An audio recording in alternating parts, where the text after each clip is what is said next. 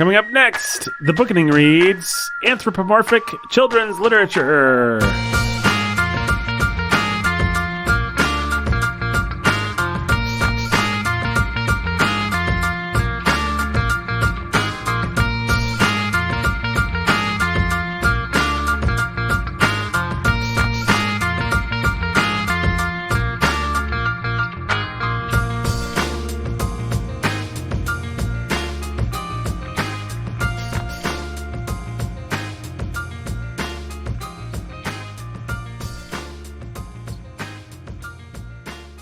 Hey everybody, welcome to the Bookening, and I'm a squirrel, and I'm talking... You're squirrely.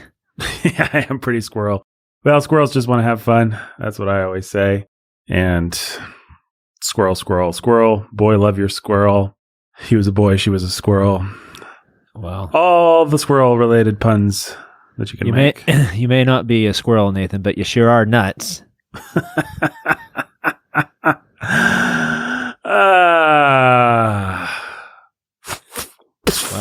Our Patreon just went to 0. That's amazing. Wow, people had their fingers on the triggers there. Oh my god, nope.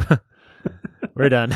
Listen, folks, we this is kind of like a Watership Down Part 1B, because we want to fill in a little bit more sort of context and baggage before we get into the meat of a discussion that we're very excited to have, which is the Watership Down discussion. But we started to talk about anthropomorphic children's literature last time and didn't get that far. So I don't know. I do have a message from my wife before we begin. Yeah.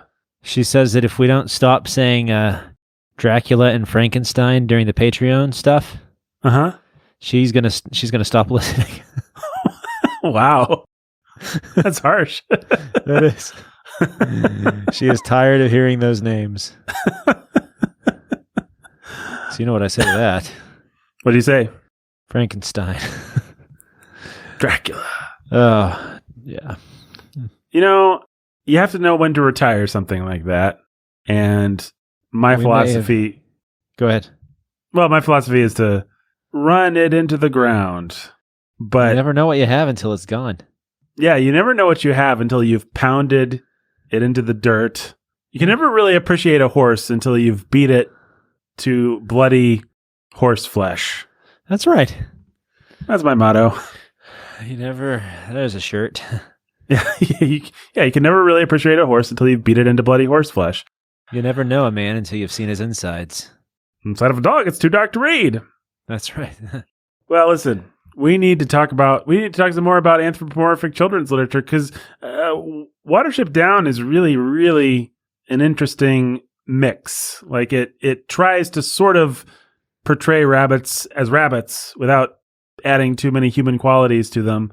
But then it creates this whole fake mythology, and like they call the sun this, and they tell these kinds of stories, and they've got their whole like history and their trickster and their gods and their Valhalla and everything like that. So it's kind of a weird hybrid answer, because they're not like wearing clothes like Peter Rabbit. They're not hopping around. I don't know. Like Peter Cottontail? Like Peter Cottontail.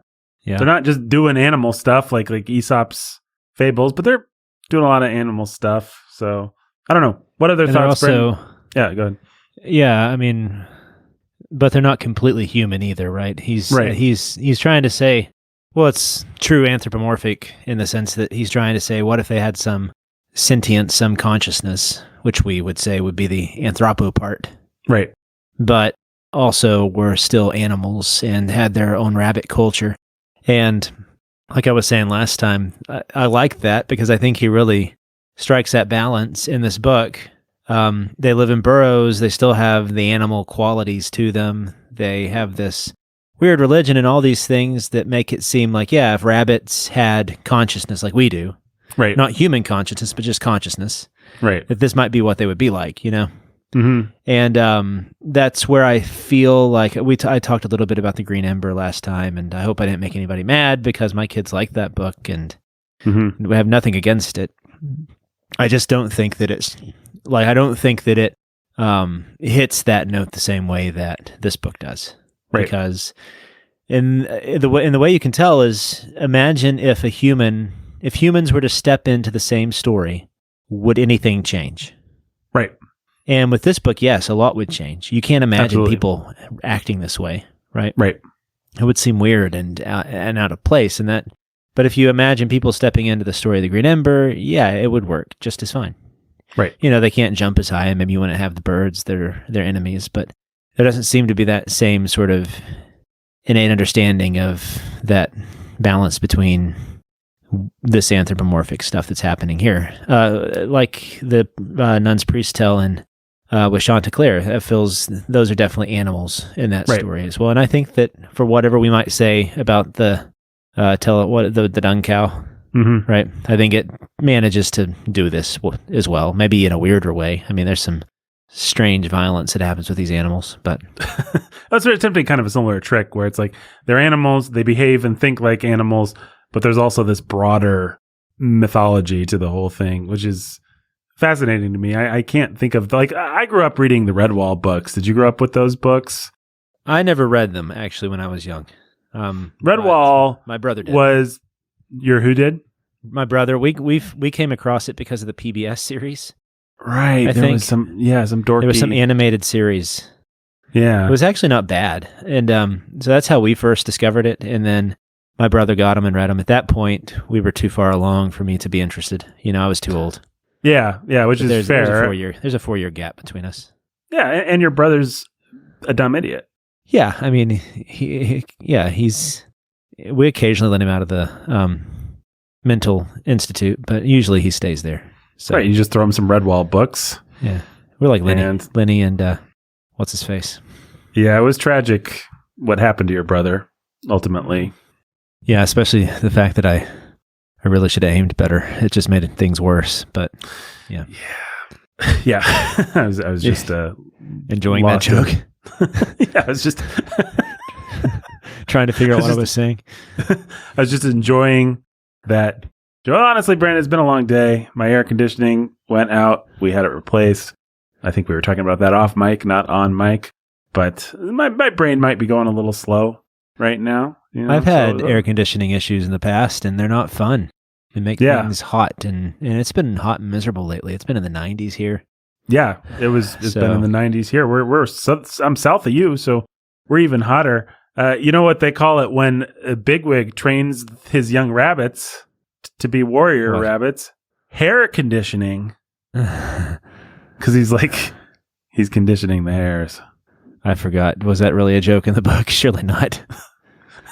Oh yeah. No, that's not in the book. Okay, good. Listen, I read the Redwall books. I guess this is the point I was making at 9,000 years ago.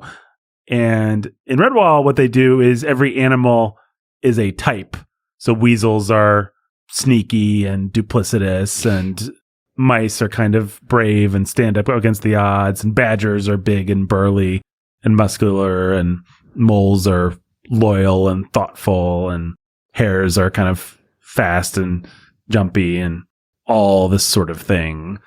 So they live up to like their stereotypes. Yeah, they live up to their stereotype, and every once in a while, because he wrote like 14 of those darn things, every once in a while somebody will break, a weasel will be brave or something like that, just to show that we're not racist, but against weasels. But it's a whole different thing. I mean, generally they're wearing armor, they're wearing mail, they're doing medieval stuff. I think with Redwall, it kind of works because each animal plays to its animal type, and so it does feel kind of animal-y. But ultimately, you could swap them all out with humans who had those same qualities, and the story wouldn't really lose anything. There's nothing intrinsically animalish about these things, yeah. I mean, there is a little bit. There's like a sprinkling of it. The big cat bad guy in Mossflower drowns. She's scared of water because she's a cat. There'll be little things like that, but you kind of forget that they're animals. So I suppose it's probably similar to what you're saying with Green Ember. Well, and yeah, and a lot of, most anthropomorphic literature plays off the animal types. Like the Jungle Book did that a lot. right? So each animal would have a characteristic that made it. So the monkeys, and you don't pay any attention to the monkeys, and then when they do, of course, things go poorly, Right. And they're generally tied to what we as humans think of those animals, and so we're just literally, the whole meaning of anthropomorphic is to make them into have human-like qualities, and the way we do that is by seeing how they behave and imagining what they would be like as people. Mm-hmm. And the difference with the Jungle Book and what you're saying about Redwall, though, is that the Jungle Book doesn't have those. So I guess you have different categories of this sort of anthropomorphic literature. You can have the ones that go for that sort of animal consciousness realism like you see in Watership Down. Right. You have the ones that kind of have a mix of the two. Mm-hmm.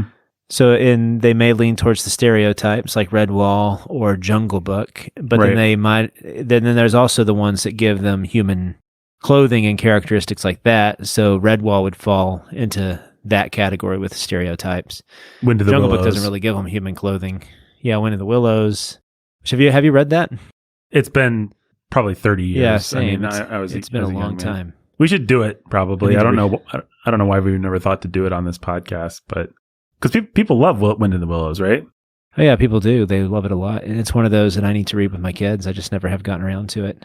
Yeah, I'm pretty sure I would love it. I'm pretty sure I did love it. I sort of remember the Disney movie, but I don't remember a lot about it. Well, it's one of Otherwise- those that, along with Frog and Toad, are really loved by the kind of classical homeschooling crowd. Yeah, and the Wind of the Willows they love especially because C.S. Lewis loved it so much. right, which is fair enough. But so I love Frog and Toad. By the way, I just want to say Frog and Toad kind of slap. Frog and Toad rule. I love Arnold Lobel. As far as picture books for children go, Arnold Lobel would be my personal maybe number one. I think I might put him over Dr. Seuss. I might put him over a lot of things. I really like Frog and Toad. So shout out to classical education freaks who like Frog and Toad. Yeah. Good for you. And you're not freaks. Brandon never should have called you that. Yeah, I should never have said that. That definitely was my voice saying that. Yeah. Okay. Go ahead. Yeah, no, I was just saying, but yeah, I think you're right. I think they're right there. Frog and Toad fall into that, giving them clothing and like humans, but also at the same time allowing them to be animals in their behavior. The Frog and Toad kind of he's interesting because they have human clothes and all that, but also there is some Frog and Toadishness to their characters, but he also just completely comes up with like who Frog is and who Toad is. He gives them completely individual characters apart from their animal nature, I think, right? That's kind of what's endearing about them. That's what's so lovable about them is Toad's grumpy misanthropy and Frog's optimistic outlook and all the weird insecurities and bitternesses and the time that they tried to learn self-control by not eating cookies and just good stuff. That's true. Good stuff. Frog and we should litigate Frog and Toad on another podcast, but Frog and Toad are great. Which one of us is Frog and which one of us is Toad, Brandon? I don't know. No? We both have a little bit of Frog and Toad in us. Yeah, I think, you know what? I think Jake's Frog, probably. Is Jake Frog? I mean, Jake can be pretty toadish, come to think of it. And I don't mean like the character in the book. I just mean Jake has giant warts on his face. Yeah, he eats lots of flies. He eats a lot of flies. He's been dissected in various experiments. Oh, it's awful. Yeah, but he doesn't usually like to talk about it. No, and we probably shouldn't talk about it for him. But it's interesting. Why do you think people are so intrigued with anthropomorphic animals? Like, what's the attraction? Why do it? Like, what is the instinct? Because it's at least as old as Aesop and the Greeks and all that. Well, part of it is as you're looking for stories, and with stories, you're looking for metaphors, and you're also looking for stereotypes and archetypes and all these things that can help illustrate human nature, illustrate human characteristics. And so one way you do that is by looking to animals and saying, look, the tiger there represents anger.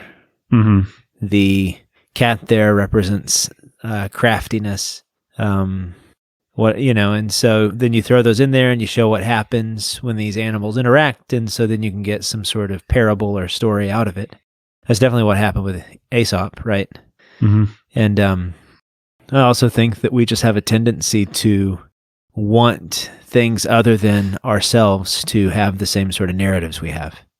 Yeah. And so we do look to animals, and we would like to think of what would it be like if they have the same sort of stories and consciousness that we have. What would it be like to be a human, but also have the limitations of a squirrel, right? Yeah. And so there are those two different aspects to it. One is just human curiosity and the desire to find different ways of telling stories that are entertaining around a campfire. But then also our drive to try and find ways to teach and instruct through story as well. And animals are just a really useful way of doing that. Yeah, it's interesting it's interesting the human instinct to personify absolutely everything. I mean, someone will say the stapler looks sad today, or oh man, the cat hates me, or man, my car just won't cut me a break. Like we want to give human attributes, not just to animals, but to absolutely everything. And it's just that's why it's a rhetorical device. It goes along. It's broader than just anthropomorphism. So the actual rhetorical term for it is prosopopoeia. Mm-hmm. I've actually never looked up how to say it. Let's see. All our listeners just shook their head in disgust at that pronunciation. They're like, "Come on, man! We all use this word every day." Prosopopoeia.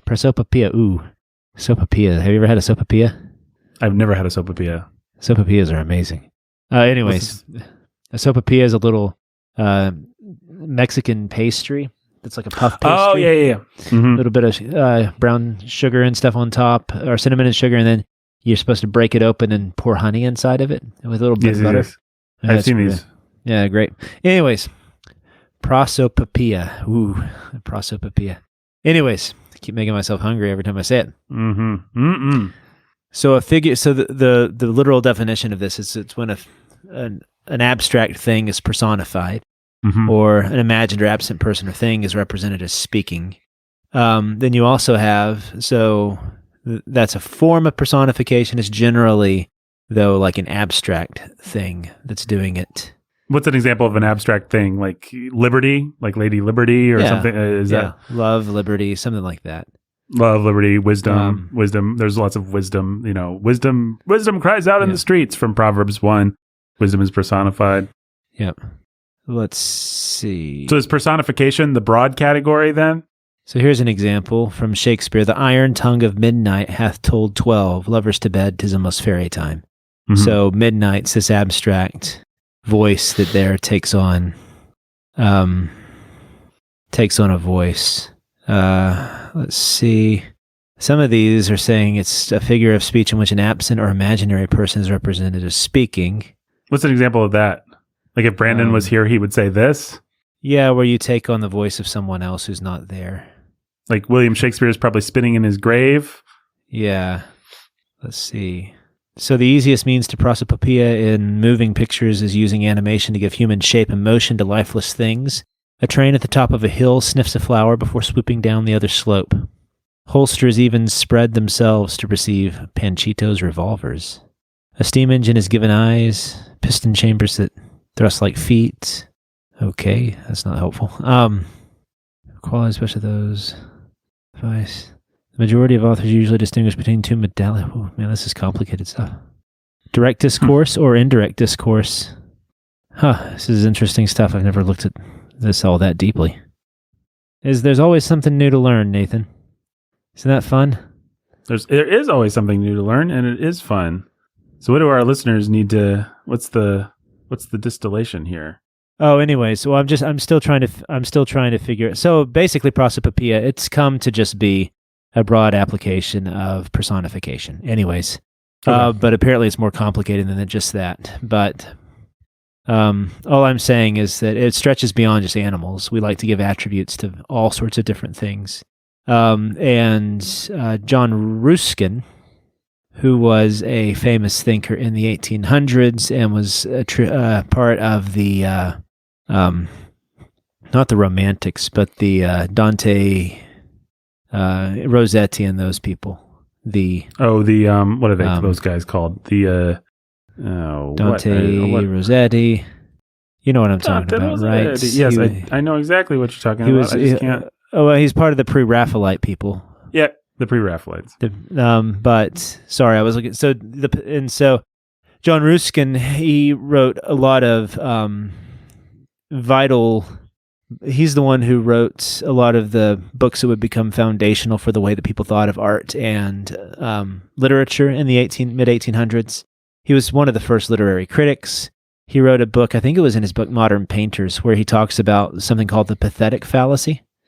Mm-hmm. And it's not that it's pathetic, it's where we take our feelings and we put them onto inanimate things, because he was talking about waves at that point, I think, but also animals in art and literature. And so it would be a species of prosopopoeia, I think, but he gave it the name pathetic fallacy. And I thought that's a useful way of thinking about it, because it is a fallacy in the sense that these animals aren't actually feeling these things, right? You see a dog looks like it's smiling. It's not actually smiling.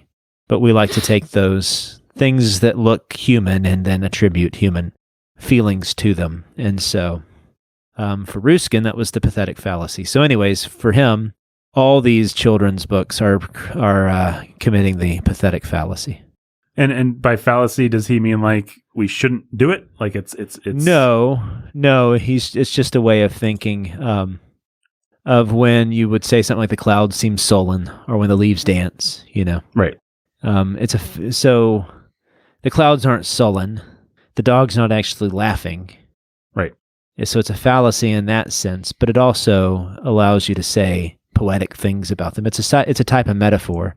But it is a fallacy in the sense that you're not saying anything metaphorically true. All you're saying is that I guess it kind of is like what the pathetic fallacy, I guess, is very related to what C.S. Lewis talks about in the Abolition of Man at the beginning, mm-hmm. where he's talking about those two schoolmasters who were writing that book, and they would say, no,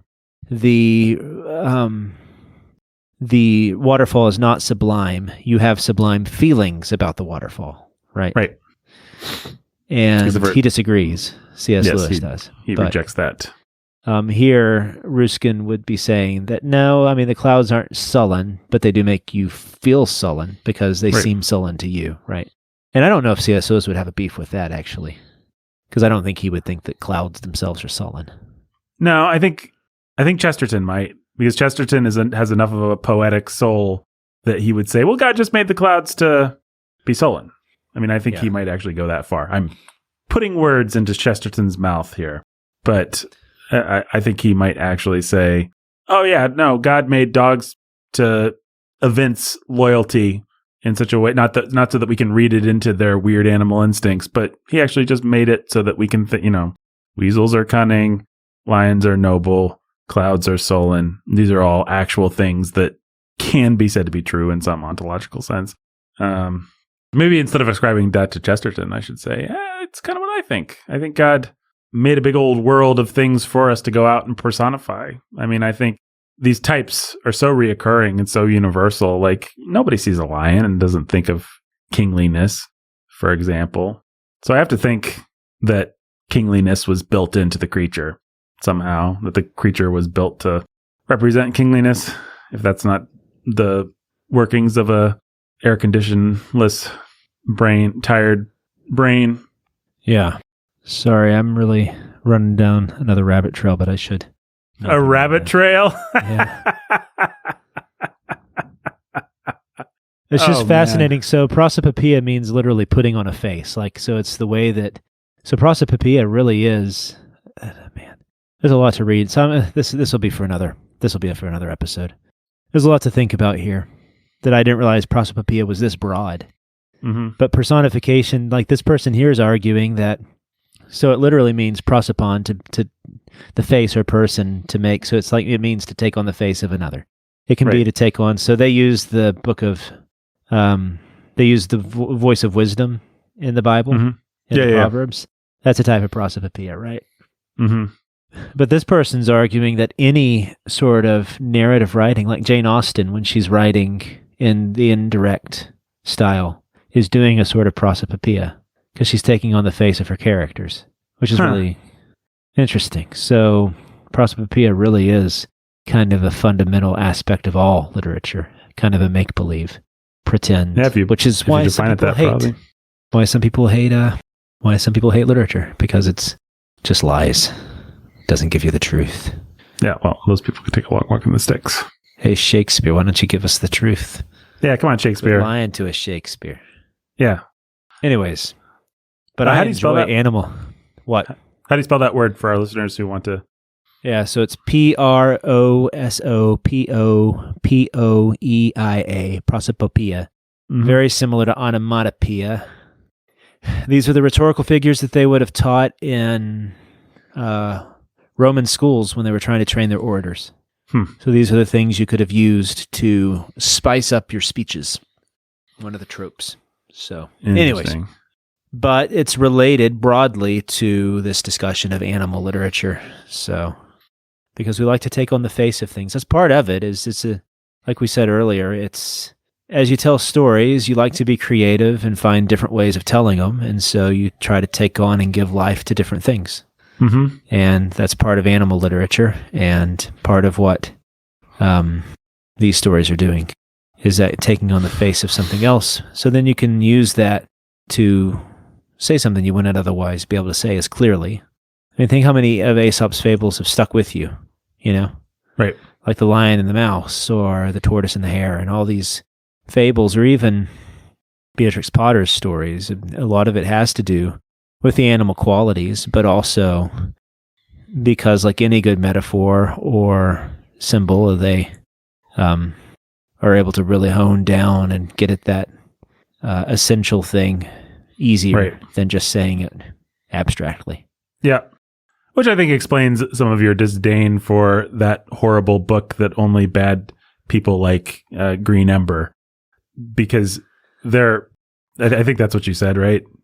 That's what I said. Was that about it? No, that's not at all what I said. Yikes, Nathan. I think you said you want to start a flame war here.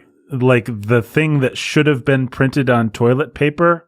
No, that's not what I said. I enjoyed listening to it on audiobook form with my kids. Yikes. Am I not allowed to have some minor criticisms of things that people adore? I don't think I am, actually. No, I don't. Sorry. I don't know that we've ever been allowed to have minor criticisms of things that people adore. If there's one thing that gets us in trouble on this podcast, it's minor criticisms of things that people adore. But there are people out there now that think that I hate S.D. Smith. Where did they get that idea from? And so then that just makes me mad. It makes me want to lean in more. You know what? Well, yeah. It should have been printed on toilet paper. There. Yeah. You happy? Yep. I'm happy. Well, the minor criticism that one might make is, whatever, folks. It's been a long day. I lost my train of thought. Forget it. Just forget it. What else do you want to say about? It's that he's not doing any prosopopoeia. He's just. He's just like. It's a form of elision in the sense that one's just stepping in the place of the other without any way to have that otherness allow there to be something about the story that reveals something that wasn't there before. Right. He could have just had it be King Arthur. Right. Yeah. And it's there's something a little clunky at best and irresponsible at worst about wielding a perfect metaphor to absolutely no purpose.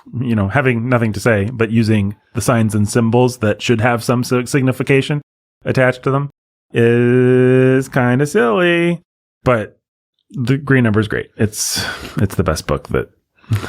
Lots and lots of people really like that book, Nathan. We are getting ourselves into some hot water here. I don't even hardly know what it is. I know Bill Murray was in the movie. Was Bill Murray in the movie of that one?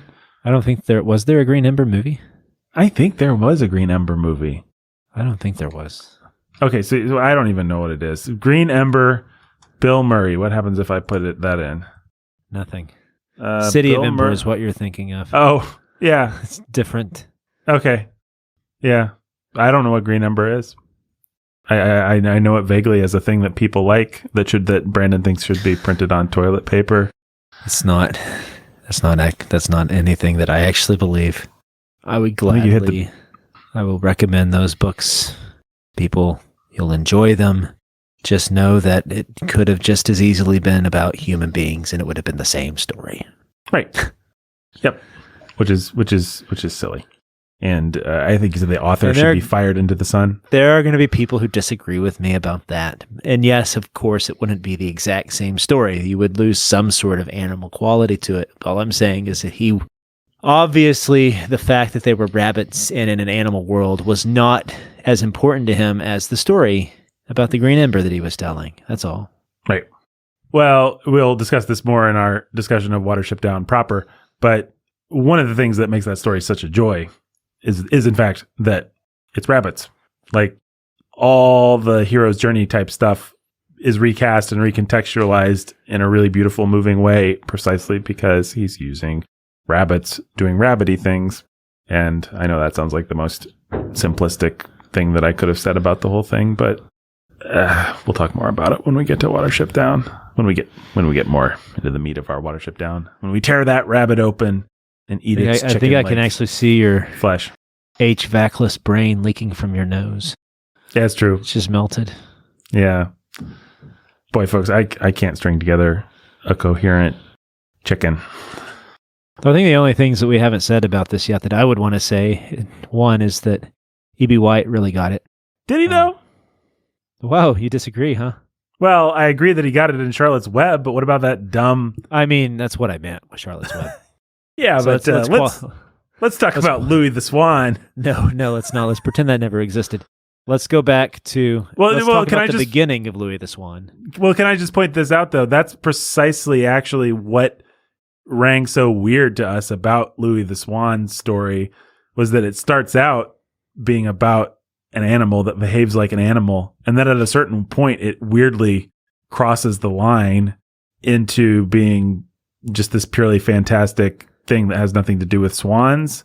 And yet you can tell that E.B. White really likes swans and also wanted to write a book about swans, and then just like hit his head and got confused and threw a bunch of stuff in. It's like he wrote one book that's in the Red Wall or just in the Wind in the Willows mold, which is Stuart Little, really doesn't have anything to do with a mouse. And then he wrote one book that's just a perfect evocation of animal life, slightly personified, which is Charlotte's Web. And then he tried to split the difference like a moron in Trumpet of the Swan and wasted everyone's time. What a moron. Worst writer ever. More like E.B. Blight. Bites. Yeah, E.B. Bites. Anyway, you were saying. And then also Beatrix Potter. Mm-hmm. One thing that C.S. Lewis points out in his essay on stories is that there's something about, or maybe it was in Surprised by Joy when he read Beatrix Potter, Squirrel Nutcombe for the first time. But there's some elemental quality about autumnness that's in that story. Mm-hmm. The leaves and the woods and something that she's able to capture about autumn colors and autumn smells and autumn feelings that is just autumn. And I do think that I think that gets at kind of what we were saying with through these animal stories, these authors are able to tap into some really fundamental and essential qualities in the way that poetry does, makes the abstract concrete. And I do think that there is a way that these animal stories do that. So there is something about the British hill country that seems very much now tied to Watership Down in my mind. Yeah, absolutely. Right. Like, I mean, if I were to ever visit that, and in that sense, I think that's what anything that's not trying to be realism in the sense of a novel. I mean, because think about the British countryside is also always going to be tied to Lord of the Rings to me as well. Yeah. There's just something about fantasy and things that try to, by becoming something that's completely other to us, they also make the familiar both less familiar and then also refamiliarizes it in a new way for us. That's the whole process of defamiliarization. Mm-hmm. You make it strange only for you to see it anew and learn something about it that will then remain with you for the rest of your life. Right. Like, I don't think I could ever go to Russia in winter and not think of the Troika ride. Right. And War and Peace. Or cut wheat with serfs and not think of... Yeah. What's his face? Levin. Well, my brain's leaking out my ears. Anything else to say about? No, I think we should get you to bed, Nathan. All right, we'll get me to bed, but I think we better do a donor shout out, and we better not anger your wife and make her never listen to the show again.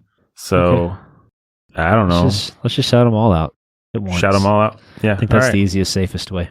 Just do all the names at once. Yeah. Okay. 1, 2, 3, go. Awesome. Dracula. Okay. No, Anna, I'm sorry. We never knew thee. We never knew turned off the show. Rudolph the show? What? She just turned off the show. Rudolph the show.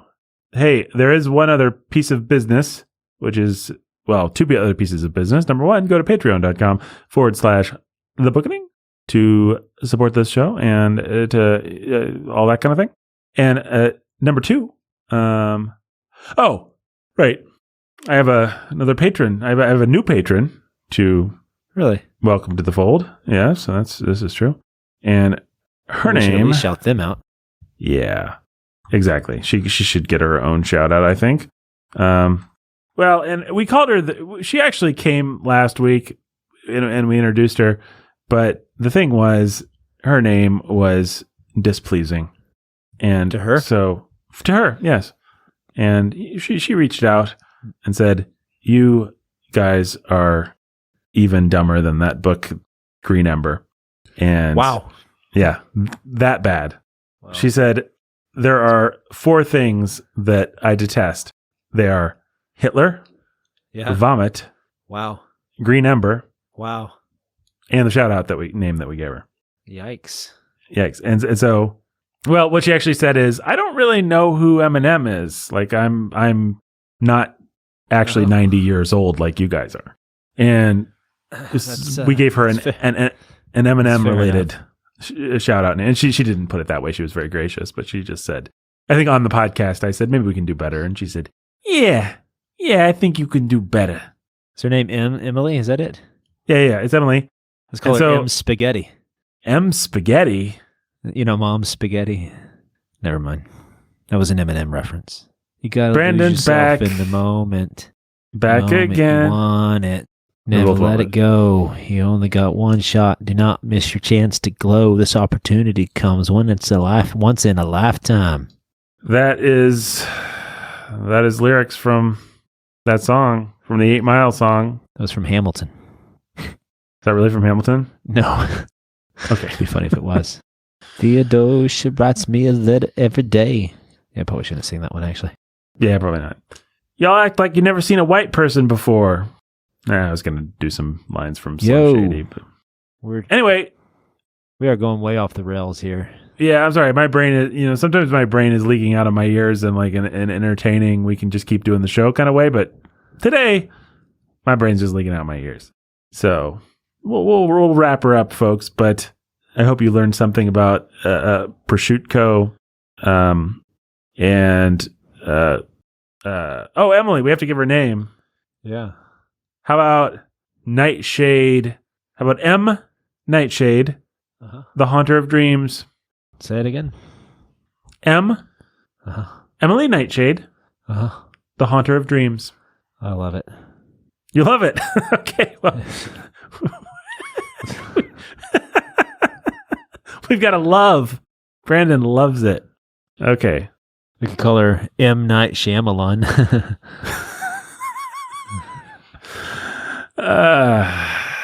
Let's do yours. I don't think she'll probably be like, who's that? Yeah, I know.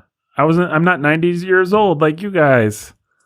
Then we Did have she to really explain say that about us? No. She did not say that. I'm putting words in her mouth. She's very gracious, very kind. And she's been a longtime supporter of the show in various forms. It just hasn't been on the patron list for a while.